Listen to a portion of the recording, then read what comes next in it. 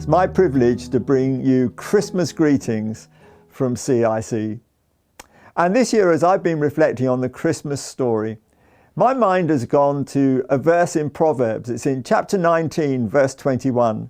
And it says this: "Many are the plans in a person's heart, but it's the Lord's purpose that prevails." And I think that thought of the Lord's purpose prevailing really goes through the whole of the Christmas story, but it's something that we need to hold on to as we move into 2025.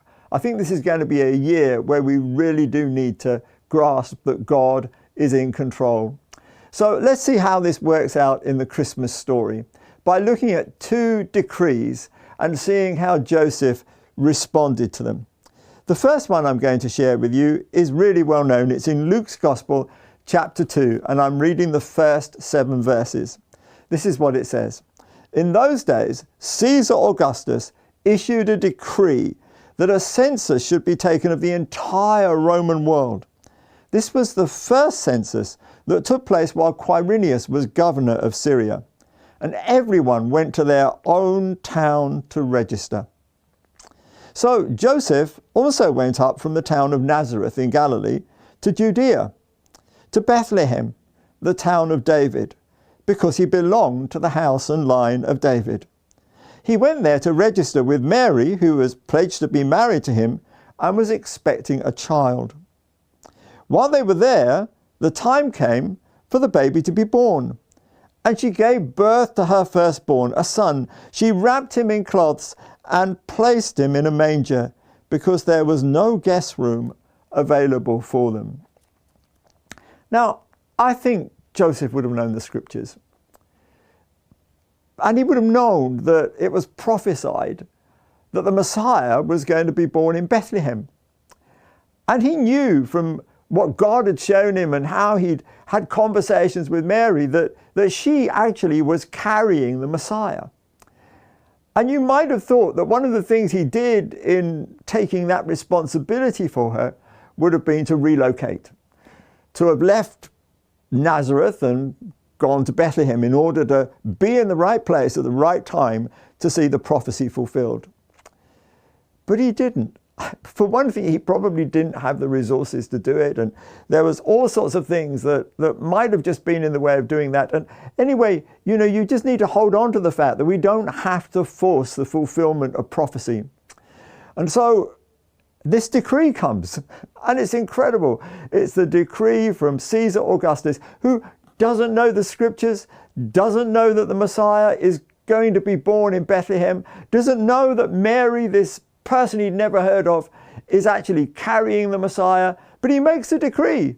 You've got to be registered. And as everyone fulfills that responsibility and is obedient, just going in humility, Joseph amongst them ends up in Bethlehem. I find that incredible. And I think we're going to discover throughout 2025 and probably through the rest of our lives that there is a sense in which over and over again we're going to see people decreeing things, saying things, and we might be tempted to try and force the fulfillment of prophecy, but actually just walking in humility and being obedient, just as Joseph was, is all that is required of us. And that sounds great, but it's not always like that, because there's another decree that we come across in the Christmas story. And this time it's in Matthew chapter 2. And this is what it says.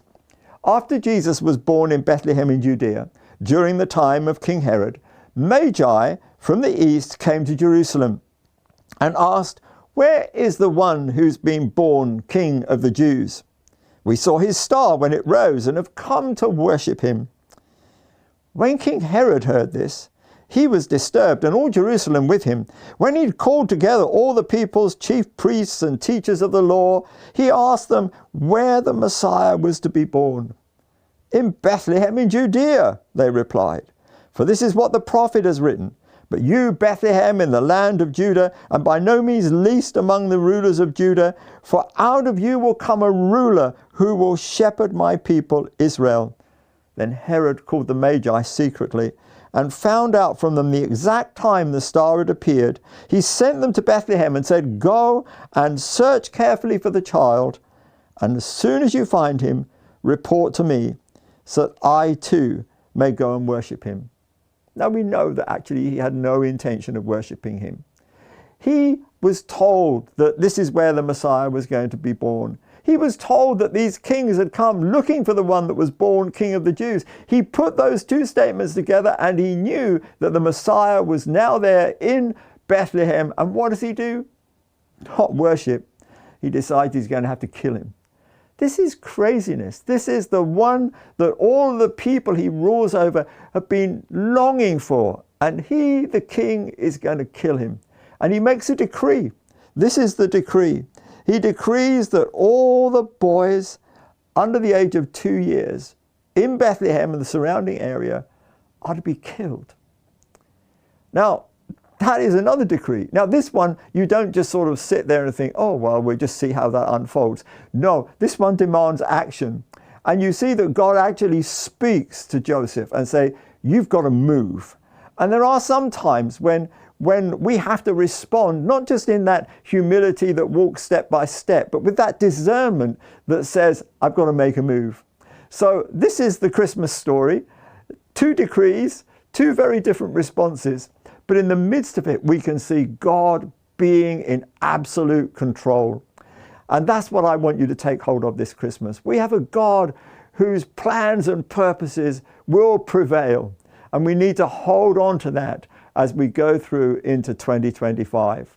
My thoughts and prayers are with you. Have an absolutely wonderful Christmas. And I look forward to seeing you a number of times during 2025.